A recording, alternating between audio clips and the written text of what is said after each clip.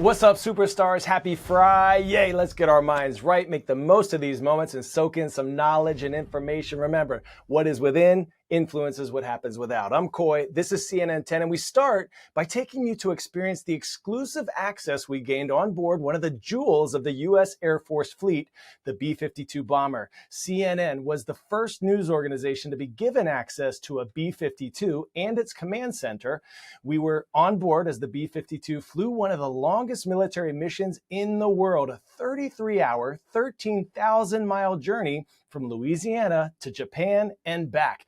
Boeing built the B-52 to carry bombs, and it can drop the widest array of weapons of any jet in the Air Force, including nuclear weapons. But on this flight, the jet was unarmed. That's because the point of this mission was deterrence, to show other nations, both adversaries and allies alike, that the U.S. is still the preeminent force dominating the skies. The military began using B-52s in 1955.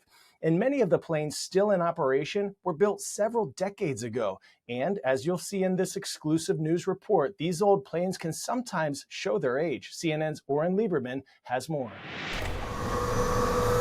Mylar 110, runway 33, wind is 330. Under the shroud of pre-dawn darkness, Flight Mylar 11 roars out of Louisiana's Barksdale Air Force Base. It's the start of one of the longest military missions in the world, a non-stop 33-hour flight by this B-52 strategic bomber group to the other side of the world, flying near Russia, China, North Korea, and back. As you can see, it's dark outside. The cockpit has red light once again for the night vision here. CNN is the first news crew ever allowed on one of these extensive B-52 missions. Not only are we one of the most visible and flexible legs of the nuclear triad, we can have a B-52 where you need it, when you need it, within 48 hours. These flights are intentionally high profile. 2 years into the war in Ukraine, as Russia challenges the US and NATO, the Kremlin is meant to know about our bomber flight. So is China, with Beijing pressuring Taiwan and Chinese Coast Guard vessels harassing ships of the Philippines, a US ally. Both the national leadership of Russia and the national leadership of China, what do they react to? We see that they publicly comment about our Bomber Task Force missions, particularly when it involves others in very joint and public ways. Tiger 1, contact. Oh, on contact. 5 hours into the flight, we hit our first of 4 aerial refuelings off Alaska's coast, taking on as much gas as we can. Keep a track of your own fuel intake. I'd like for you guys to stay with us all the way to Yankee Zulu Papa. After an hour of formation flying during this refuel, we arc out over the Pacific and towards Japan. It's important that we communicate to our partners that we mean what we say when we say that we're committed to our alliances. That's an example of what the B-52 does. We show up when we're asked. This 63-year-old Boeing B-52 Stratofortress, decades older than its crew, shows its age, but it remains the Air Force's primary bomber, taking part in every U.S. war since Vietnam. With planned upgrades to its antiquated systems, it'll see nearly a century of service. This year, the U.S. began producing its next-generation B-21 bomber. China is close behind, promising their H-20 strategic stealth bomber will be unveiled soon. 20 seconds to the turn, 050. Thank you. On board Mylar 11, we pass by Russia's east coast, closer to meeting up with U.S. and allied fighter jets. Our flight is unarmed. The mission is not to attack, but to prevent attack, to deter. But this is a bomber, of course.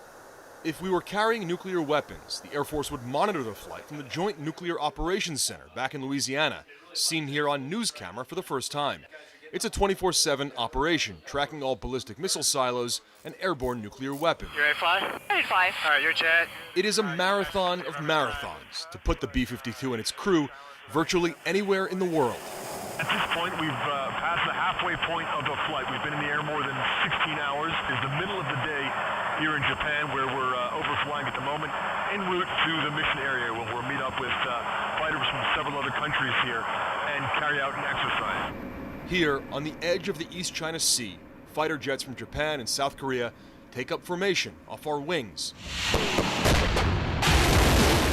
Hours earlier during our flight, North Korea test-fired a mid-range ballistic missile, a reminder of the threats in the Pacific.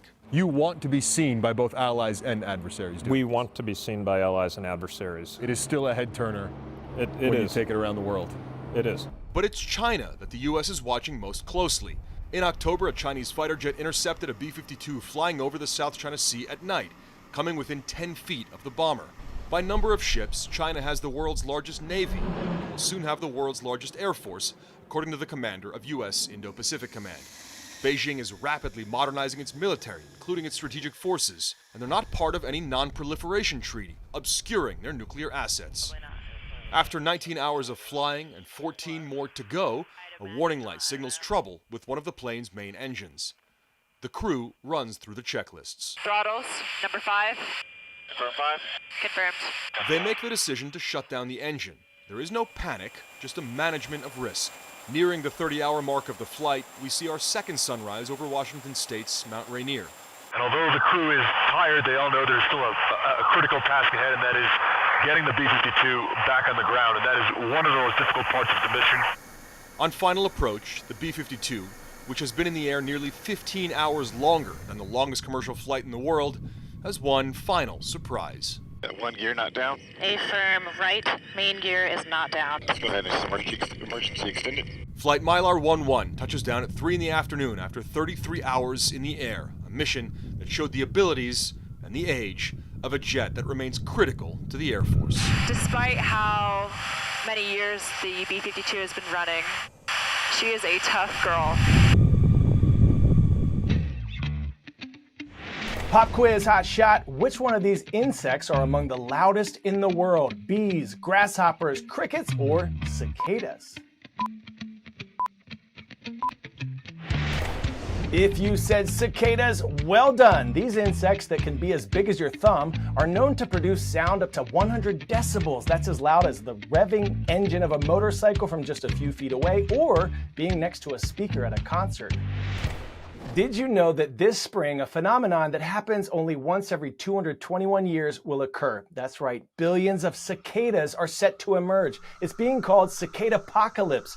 Why is this event so rare? Well, two different broods or groups of periodical cicadas, which only emerge every 13 or 17 years, are set to surface around the same time. The noisy insects will populate the Midwest and Southeast of the United States for about 6 weeks, starting sometime in mid-May. And even though the cicadas will be loud and maybe a little freaky looking, they pose no physical threat to humans or pets.